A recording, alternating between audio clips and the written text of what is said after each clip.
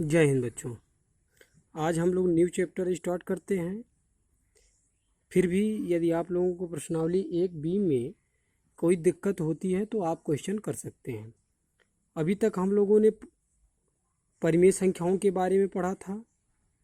पिछली कक्षा में हमने अपरिमेय संख्या की परिभाषा का अध्ययन किया था, जिसमें अपरिमेय संख्याओं के गुणों विषय में विस्तार से बताया गया था कि वास्तविक संख्याएं परिमेय और अपरिमेय संख्याओं का मिश्रण है। तो हम इस अनुच्छेद में महत्वपूर्ण कथनों द्वारा यहाँ स्पष्ट करेंगे। करड़ी √2, √3, √5 और पाई आदि अपरिमेय संख्याएं हैं। चलिए स्टार्ट करते हैं हम लोग। देखिए, इसमें पूरी तरीके से थ्योरिकल क्वेश्चन बनेंगे और पूरा का पूरा ये अभ्यास ही थ्योरी पे है। यदि आपको एक क्वेश्चन सही तरीके से समझ में आ गया तो आप इसी टाइप के पूरे क्वेश्चनों को सॉल्व कर देंगे। आज हम लोग कुछ एग्जाम्पल के बारे में डिस्कशन करेंगे और जो भी आज आपकी प्रश्नावली 1B में समस्या होगी आप मुझे बता देंगे। इसके बाद हम लोग प्रश्नावली 1C में चलेंगे। चलिए स्टार्ट करते हैं।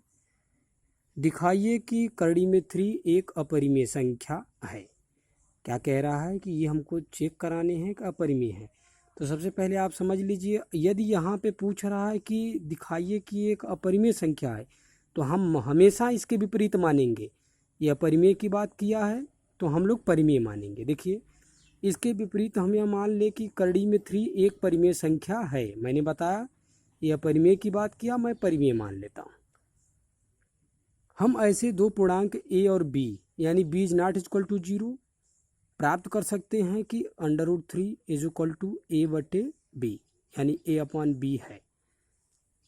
यदि a और b में एक के अतिरिक्त कोई उभयनिष्ठ गुणनखंड हो तब उस उभयनिष्ठ गुणनखंड से भाग देकर a और b को सह अभाज्य बना सकते हैं। अतः देखिए, अब ये कैसे हुआ इसके बारे में हम समझा देते हैं आपको। इसका जब गुणा इसमें करेंगे तो देखिए, b का कड़ी में 3 तो b कड़ी में 3 बराबर a हो गया। ठीक, स्पष्ट हो गया होगा। अब क्या करते हैं, दोनों पक्षों का वर्ग करने पर तो इसका वर्ग करेंगे और इसका, तो ये हो जाएगा a², तो ये हो जाएगा b² और यहाँ से जब स्क्वायर करेंगे तो अंदर रूट हट जाएगा, यहाँ पे क्या बचेगा 3। तो क्या हो गया, a² बराबर 3b² प्राप्त होता है। अतः a² क्या है, ये a² जो है 3 से विभाजित है, तब 3 a को भी विभाजित करेगा। यदि a² 3 से विभाजित है तो 3 जो है a को भी विभाजित करेगा। भाई, जब a² कट रहा है तो कोई संख्या ऐसी होगी जिसका वर्ग किया गया तो कट रही है, तो बिना वर्ग किए भी तो कटेगा। जैसे एग्जाम्पल के दौरान मान लेते हैं यहाँ पे 9 होगी, तो 9 का वर्ग कितना हो गया, 9 × 81। तो 81 जब 3 से कट रही है तो 9 भी 3 से कटेगा,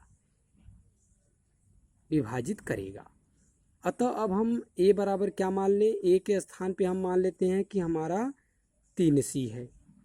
ठीक, a बराबर क्या है, 3c लिख देते हैं। 3c क्यों लिख दिए, क्योंकि यहाँ पे 3 है तो ये हमको मान लेना है कि a बराबर हम मान लेते हैं कि क्या हो गया 3c। तो जहाँ c एक पूर्णांक है, ये सब माने गए हैं। a के इस मान को 3b² बराबर a², 3b² बराबर a², तो इसके स्थान पे हम क्या लिखेंगे 3c²। देखिए, प्रस्तावित करने पे 3b² यहाँ था, 3c का होल स्क्वायर 3 त्रिका 9, 9c²। अब देखिए यहाँ b² बराबर क्या हो जाएगा 3 त्रिका 9, यहाँ 3 से भाग देंगे इसमें तो 3 त्रिका 9, तो b² बराबर 3c²। ठीक, इसका अर्थ है कि b² 3 से विभाजित हो सकता है, b² 3 से विभाजित हो सकता है, इसलिए b भी उससे विभाजित होगा। अतः a और b में कम से कम एक उभयनिष्ठ गुणनखंड 3 है। परंतु इससे इस तथ्य का विरोधाभास होता है कि ए और बी सहभाज्य हैं। विरोधाभास का मतलब ठीक इसके विपरीत होता है कि क्या ए और बी एक सहभाज्य हैं। सहभाज्य का मतलब एक दूसरे को काटने वाले।